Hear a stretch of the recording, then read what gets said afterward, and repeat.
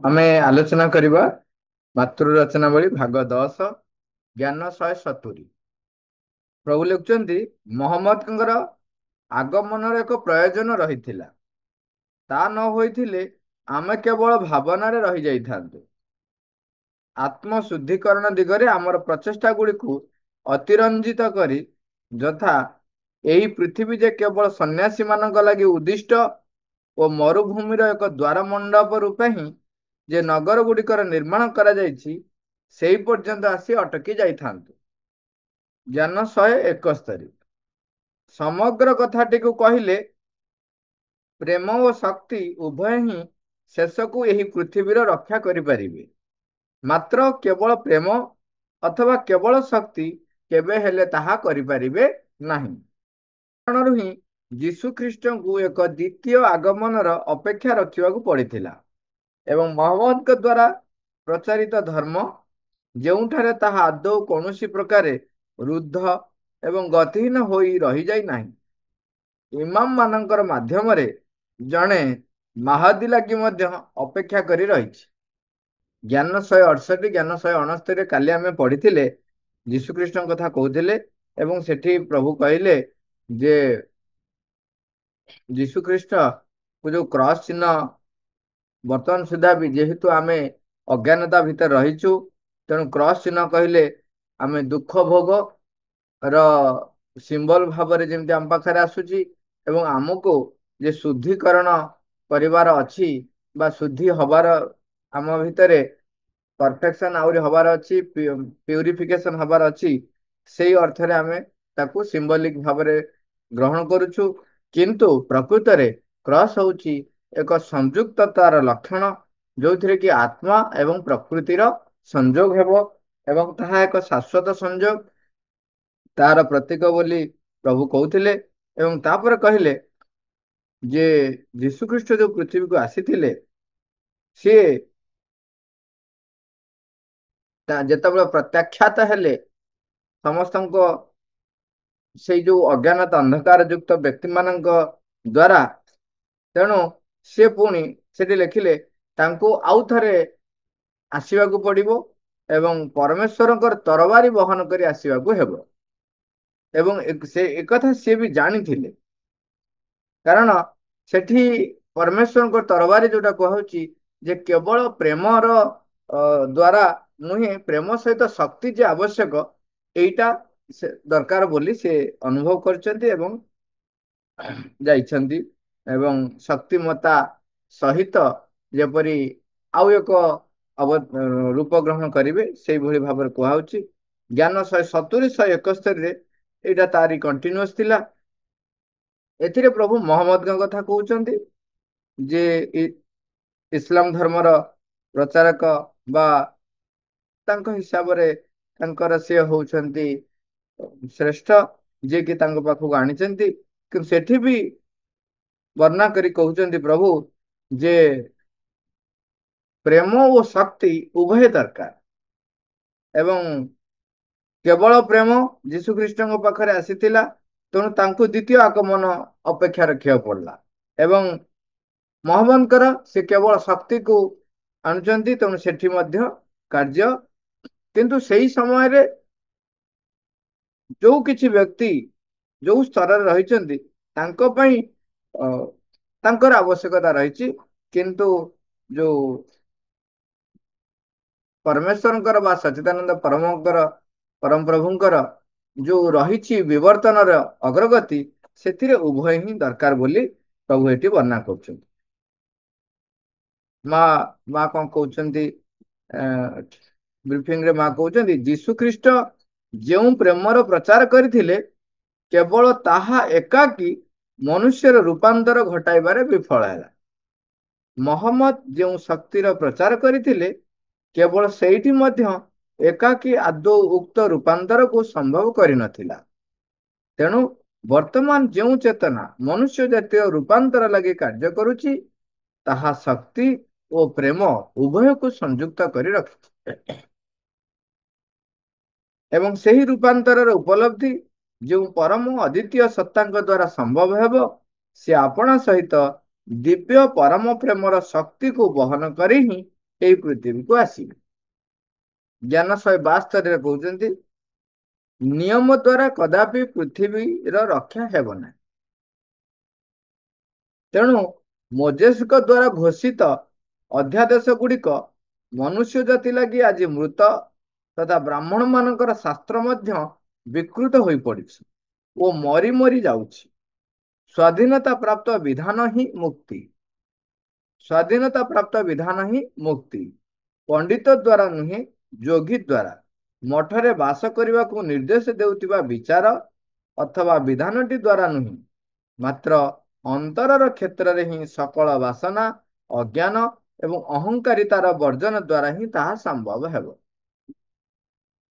ଏଠି ପୁଣି ଆମ ପାଖକୁ ଆଉ ଗୋଟେ କଥା ସ୍ପଷ୍ଟ କରୁଛନ୍ତି, ଯେତେବେଳେ ମନୁଷ୍ୟ କିଛି କାହା ଭିତରେ ବି କିଛି ଅନ୍ତର୍ନିର୍ଦ୍ଦେଶ ଆସେ, ଯେତେବେଳେ ସେମାନେ ତାପରେ କଣ କରନ୍ତି, ତାକୁ ଯେତେବେଳେ ଶବ୍ଦ ମାଧ୍ୟମରେ ପରିପ୍ରକାଶ କରନ୍ତି, ସେତେବେଳେ ତାହା ବିକୃତ ହୁଏ। ବିକୃତି ହୁଏ, ନିଶ୍ଚୟ ହୁଏ। କାହିଁକିନା ଶବ୍ଦ ମାଧ୍ୟମରେ ଯେତେବେଳେ ପ୍ରକାଶ କରିବେ, ଯୋଉ ସୂକ୍ଷ୍ମ ଅନୁଭୂତିଟି ଥାଏ, ଯୋଉ ସୂକ୍ଷ୍ମ ନିର୍ଦ୍ଦେଶଟି ମଧ୍ୟ ଥାଏ, ଯୋଉ ଅନୁସ୍ପନ୍ଦନଟି ପରମେଶ୍ୱରଙ୍କ ପାଖରୁ ଆସିଥାଏ, ତାହା ଆଜ ଇଟ୍ ଇଜ ପରିପ୍ରକାଶ କରିଲା ବେଳକୁ ଶବ୍ଦ ମାଧ୍ୟମରେ ହୁଏ ନାହିଁ, ତାହା ବିକୃତ ହୁଏ। ବେଳେ ବେଳେ ଏମିତି ବି ଦେଖାଯାଇଛି ତାହା ପୁରା ବିକୃତ ହେଇଯାଇଛି। ଆପଣ ଦେଖିବେ ମଝିରେ ଅନେକ ଆଲୋଚନା ବି ହେଇଛି, ଚାଲୁଥିଲା ଯେ ଏବେ ଯୋଉ ବାଇବେଲ କଥା କୁହାହଉଛି ତାହା ବି ପ୍ରକୃତ ବାଇବେଲ ନୁହଁ ବୋଲି କେତେ ଜଣ ମତ ଦେଇଛନ୍ତି। ଆମେ ତା ଭିତରୁ ଯାଉନାହାନ୍ତି, କିନ୍ତୁ କଥା ହଉଛି ଯେତେବେଳେ ଯୀଶୁ ଖ୍ରୀଷ୍ଟଙ୍କର ସେଥିରେ ବି ସେମିତି କୋରାନ ବିଷୟ ନେଇକି ବି ସେ ବିଷୟ ବି ଆଲୋଚନା ହେଇଛି। କୋରାନରେ କଣ କରାହେଇଛି, କୋରାନରେ ଲେଖାକୁ ବଦଳା ହେଇଛି ବୋଲି ମତ କରିଛନ୍ତି। ଏବଂ ବଡ ବଡ ମୁସଲିମ ଇସଲାମର ସ୍କଲାର ମାନେ ତାକୁ ସିଧାସଳଖ ବ୍ୟାଖ୍ୟା ଯେତେବେଳେ ଦେଖୁଛନ୍ତି, ଦେଖେଇଛନ୍ତି ଯେ ନାଇଁ ଏମାନେ ଯୋଉ ବ୍ୟାଖ୍ୟା କରିଛନ୍ତି ଅନ୍ୟମାନେ, ତାହା ଯେ ପ୍ରକୃତରେ କୋରାନର ସେଇ ଲେଖା ଗୁଡାକର ବ୍ୟାଖ୍ୟା ନୁହେଁ, ସେ ଲେଖାଟା ଆଜ ଇଟ୍ ଇଜ କଣ ଅଛି ତାହା ବି ସେ ବର୍ଣ୍ଣନା କରିଛନ୍ତି। ମୁଁ ତାଙ୍କର ଅନେକ ଗୁଡାଏ ଇଣ୍ଟରଭ୍ୟୁ ଦେଖୁଥିଲି। ଏବଂ ଆମର ହିନ୍ଦୁ ଶାସ୍ତ୍ରରେ ବି କଣ ହେଇଛି ନା, ଯାହା ବେଦ ଉପନିଷଦରେ ଯାହା ରହିଛି ତାକୁ ଯେତେବେଳେ ବ୍ୟାଖ୍ୟା କରୁଛନ୍ତି, ତାକୁ ଯେତେବେଳେ ଲୋକଙ୍କ ପାଖରେ ପହଞ୍ଚଉଛନ୍ତି, ସେତେବେଳେ ନିଜର ବ୍ୟାଖ୍ୟାକୁ ସେ ତା ଭିତରେ ରଖି ଦଉଛନ୍ତି। ସେଇଥିପାଇଁ ଏବେ ବି ଦେଖନ୍ତୁ ମା ଶ୍ରୀ ଅରବିନ୍ଦ ଯାହା ଲେଖିଛନ୍ତି, ଆପଣ ତାଙ୍କର ଲେଖାଟିକୁ ସିଧାସଳଖ ଯଦି ବୁଝି ନ ପାରୁଛନ୍ତି ମଧ୍ୟ ପଢନ୍ତୁ, ବୁଝି ନ ପାରିଲେ ମଧ୍ୟ ପଢନ୍ତୁ।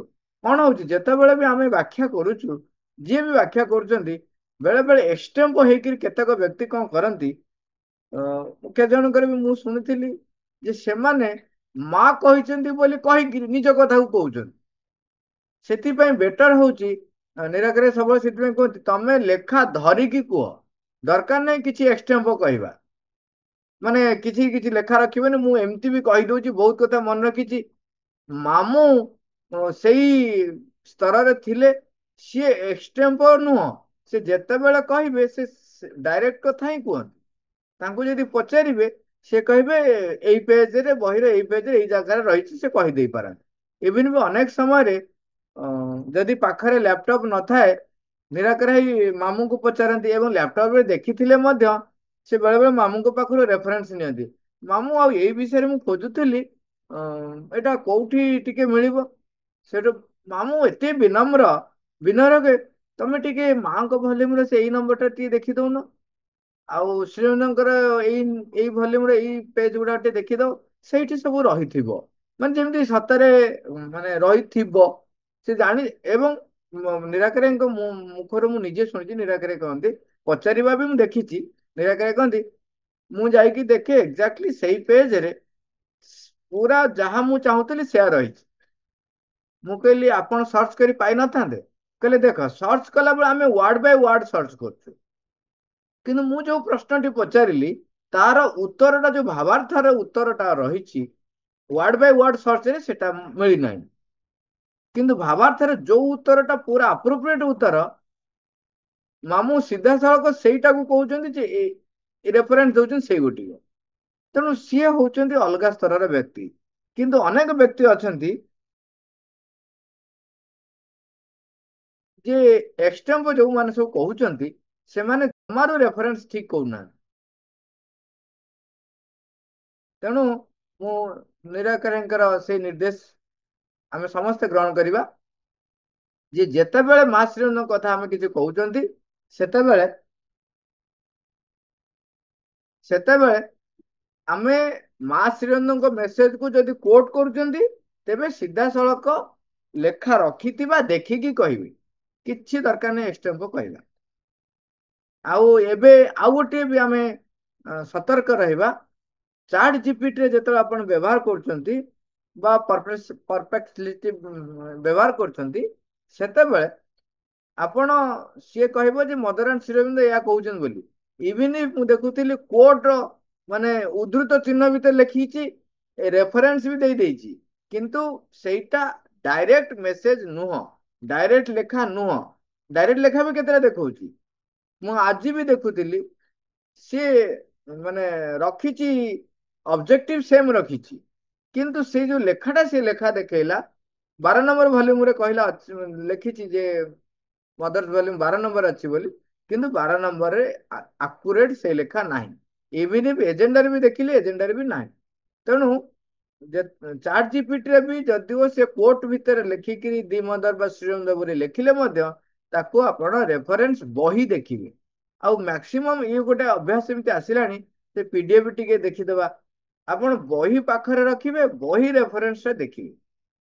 ବେଳେ ବେଳେ କୋଉଠି କଣ ଯଦି ଆର୍ଥିକ ଅଭାବ ରହିଛି ତେବେ ଆପଣ ଦେଖିବେ, ପିଡିଏଫ ଦେଖନ୍ତୁ ପଛକେ, କିନ୍ତୁ ବହି ପାଖରେ ରଖିଲେ ପଢିବା ପାଇଁ ଯେମିତି ଆଗ୍ରହ ଆସେ ଏବଂ ଯୋଉଭଳି ଭାବରେ ତା ଭିତରୁ ସେନ୍ସ ଟା ନେଇ ହୁଏ ଏବଂ ବହି ପଢିଲା ବେଳେ ଜଣା ପଡେ ଯେ ମୁଁ କଣ ପଢୁଛି କୋଉଟା ପଢୁଛି। ମୁଁ ତ ନିଜେ ଦେଖିଲିଣି ଯେ ପିଡିଏଫ ରେ ପଢିଲେ ସେଇ ଆସୁନି, ସେଟା ମନେ ରହୁନାହିଁ ବା ସେ ପ୍ରକାର ଆସୁନି। ତେଣୁ ଆମେ ପଢିବା। ଏଠି ଆମେ ଯୋଉଟା ଆଲୋଚନା କରୁଥିଲେ ଯେ ତେଣୁ ବ୍ରାହ୍ମଣ ମାନେ କଣ କଲେ, ତାକୁ ଶାସ୍ତ୍ରରେ ଗୋଟେ ଭିନ୍ନ ଭିନ୍ନ ଶାସ୍ତ୍ର ଅନୁମୋଦିତ କହିକିରି ଯୋଉ ଯୋଉ ଲେଖା ଗୁଡାକ ଲେଖିଲେ ଧୀରେ ଧୀରେ ବିକୃତ କରି କରି ଚାଲିଲେ, ବିକୃତ କରିଦେଲେ। ତେଣୁ ପ୍ରଭୁ ଲେଖୁଛନ୍ତି ଯେ ଏଗୁଡାକ ହଉଛି ବିକୃତ ହେଇ ପଡିଛି, ମରି ମରି ଯାଉଛି। ତେଣୁ କହୁଛି ସ୍ଵାଧୀନତା ପ୍ରାପ୍ତ ହିଁ ବିଧାନ, ସେ ନିୟମ ଯୋଉ କରିଦେଲେ ସେ ନିୟମ ଅନୁସାରେ ତମେ ମୁକ୍ତି ବା ପରମଙ୍କୁ ମିଳିବାର ଆଶା କ୍ଷୀଣ। ତେଣୁ ଲେଖୁଛନ୍ତି ସ୍ଵାଧୀନତା ଯଦି ତାକୁ ଦିଆଯାଉଛି ସେଇଟା ସେଇ ବିଧାନ ହିଁ ହଉଛି ଆମକୁ ମୁକ୍ତି ଆଣିଦେବ। ସ୍ଵାଧୀନତା କୋଉ ଅର୍ଥରେ କୁହାହଉଛି? ମାନେ ମନ ଇଚ୍ଛା ସ୍ୱେଚ୍ଛାଚାରିତା ହେଇଗଲା ସେଟା। ମନ ଇଚ୍ଛା କରିବାଟାକୁ ଆମେ ବେଳେ ଭାବୁ ସ୍ୱାଧୀନତା, ସେଟା ହଉଛି ସ୍ୱେଚ୍ଛାଚାରିତା। ସେଟା ସ୍ୱାଧୀନତା ନୁହଁ, ସ୍ୱ ଅଧୀନ, ନିଜର ଅନ୍ତରର ନିର୍ଦ୍ଦେଶ ପାଳନ କରିବା। ସେଥିପାଇଁ ଶେଷକୁ ଲେଖୁଛନ୍ତି କଣ?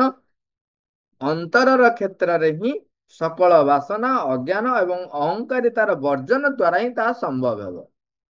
ଅନ୍ତରର ନିର୍ଦ୍ଦେଶ ଗ୍ରହଣ କରିବି ଏବଂ ନିଜ ଭିତରୁ, ଏଠି ଅନ୍ତରର କ୍ଷେତ୍ରରେ କାହିଁକି କୁହାହେଲା ନା ଆମେ ବାହାରକୁ ଲୋକ ଦେଖେଇବା ପାଇଁ, ସୁନ୍ଦର ଚେହେରା କରିବା ପାଇଁ ଆମେ ଏଇଟା ବର୍ଜନ କରିବା। ଇଏ ପ୍ରକାରର ଛଳନା ଆମ ପାଖରେ ଆମେ ଦେଖିବାକୁ ପାଇବା। ଏଠି କିନ୍ତୁ ବ୍ୟକ୍ତି ନିଜେ ନିଜକୁ ପଚାରିବ ସିଏ ବର୍ଜନ କରିଛି ଅନ୍ତରରୁ ନା ବାହାରକୁ ଲୋକ ଦେଖିବା ପାଇଁ। ସେଥିପାଇଁ ଗୋଟେ ନିୟମ ଥାଏ, ଗୋଟେ ଯୋଉ ଢଗ ଅଛି କଣ, ମୋ ଯୋଉ ଅନ୍ୟ କାହାର ପୁଅ ମାଙ୍କଡ ମାରିଲେ ଦୋଷ, କିନ୍ତୁ ବ୍ରାହ୍ମଣ ପୁଅ ମାଙ୍କଡ ମାରିଲେ ଦୋଷ ନାହିଁ। କାହିଁକି ନା ସେମାନେ ଏମିତି ଭାବରେ କରିଥାନ୍ତି ଯଦ୍ଵାରା କଣ ହୁଏ ଯେ ବ୍ରାହ୍ମଣ ମାନଙ୍କ ପୁଅ ମାଙ୍କଡ ମାରିଲେ କାହିଁ ଦୋଷ ନାହିଁ, କାହିଁକିନା ଖର୍ଚ୍ଚ ହବ ଅମୁକ ହବ, ସିଏ ଆଉ ଗୋଟେ ନୂଆ ନିୟମ କରିଦିଅନ୍ତି। ତେଣୁ ଯୋଉ ବ୍ୟକ୍ତି ମାନେ ଏଇ ପ୍ରକାରର ନିୟମ କରୁଛନ୍ତି, ଏ ନିୟମରୁ ଏ ନିୟମ କେବେ ବି କାହାକୁ ପରମେଶ୍ୱରଙ୍କ ଆଡକୁ ନେଇଯିବ ନାହିଁ। ଏବଂ ଛଳନା କରୁଥିବା ବ୍ୟକ୍ତି ଆମେ ପୂର୍ବରୁ ଆଲୋଚନା କରୁଥିଲେ, ଯୋଉମାନେ ଛଳନା କରୁଛନ୍ତି ସେମାନଙ୍କ ଭିତରେ ଦେଇ ମା କାର୍ଯ୍ୟ କରିପାରନ୍ତି ନାହିଁ ବୋଲି ମା ନିଜେ କହୁଛନ୍ତି। ଏବଂ ସେମାନଙ୍କ ମଧ୍ୟ ଦେଇ ଅତିମାନସ ଶକ୍ତି ସଞ୍ଚରିତ ହୋଇପାରେ ନାହିଁ। ଏଇଟା ସିଧାସଳଖ ବାକ୍ୟ ଯୋଉଟା ଆମେ ପଢିଥିଲେ ଆମେ କହୁଛନ୍ତି। ତେଣୁ ପଣ୍ଡିତ ଦ୍ଵାରା ନୁହେଁ, ଯୋଗୀ ଦ୍ଵାରା ମଠରେ ବାସ କରିବାକୁ ନିର୍ଦ୍ଦେଶ ଦେଉଥିବା ବିଚାର ଅଥବା ବିଧାନଟି ଦ୍ଵାରା ନୁହେଁ, ଅନ୍ତର କ୍ଷେତ୍ରରେ ସକଳ ବାସନା, ସକଳ ଅଜ୍ଞାନତା, ସକଳ ଅହଙ୍କାରିତାକୁ ବର୍ଜନ ଦ୍ଵାରା ହିଁ ସମ୍ଭବ ହେଇପାରିବ ବୋଲି ପ୍ରଭୁ ଲେଖୁଛନ୍ତି। ମା ତାରର ମା କହୁଛନ୍ତି ଏହି କଥାଟି ଅକାଟ୍ୟ ଭାବରେ ସତ୍ୟ ଏବଂ ଆମେ ଠିକ ସେଇ କଥାଟିକୁ କରିବାକୁ ହିଁ ଚେଷ୍ଟା କରୁଛୁ। ମାତ୍ର ମନୁଷ୍ୟର ସ୍ୱଭାବ ବଡ଼ ଦୁର୍ଦ୍ଦମନୀୟ ହୋଇ ରହିଛି ଏବଂ ଅଜ୍ଞାନ ଅଜ୍ଞାନ ତଥା ଅହଙ୍କାରକୁ ପରିତ୍ୟାଗ କରି ମୁକ୍ତି ହାସଲ କରିବାକୁ ଅତ୍ୟନ୍ତ ଆୟାସ ସାଧ୍ୟ ମନୁଛି। ଅଧିକ ସଂଖ୍ୟକ ମନୁଷ୍ୟ ବାସନା ଅଜ୍ଞାନ ଏବଂ ଅହଙ୍କାରିତାକୁ ପରିତ୍ୟାଗ କରି ମୁକ୍ତି ହାସଲ କରିବା ଅପେକ୍ଷା ସେଇଗୁଡ଼ିକ ପାଖରେ ଦାସ ହୋଇ ରହିବାକୁ ହିଁ ଅଧିକ ପସନ୍ଦ କରୁଛନ୍ତି। କାଁ ଭାଁ ବ୍ୟକ୍ତି ଆପଣ ଦେଖିବେ ଯୋଉମାନେ କି ଅହଙ୍କାରରୁ ମୁକ୍ତି ପାଇବା ପାଇଁ ଚାହାନ୍ତି ଏବଂ ଅଜ୍ଞାନତାରୁ ବାସନାରୁ ମୁକ୍ତି ପାଇବାକୁ ଚାହାନ୍ତି। ମନୁଷ୍ୟର ପ୍ରବୃତ୍ତିରେ ସମସ୍ତଙ୍କ ଭିତରେ ଯେହେତୁ ପ୍ରାଣ କଙ୍କରେ ସିଏ ଏସବୁ ଭିତରେ ବହୁତ ଯେପରି ଶକ୍ତି ପାଇଲା ଭଳିଆ ଅନୁଭବ କରେ, ତେଣୁ ସେ ଆସକ୍ତି ଭିତରେ ରହେ। କାମନା ବାସନା ଏସବୁ ଜିନିଷ ତାର ଆବଶ୍ୟକ ହୁଏ।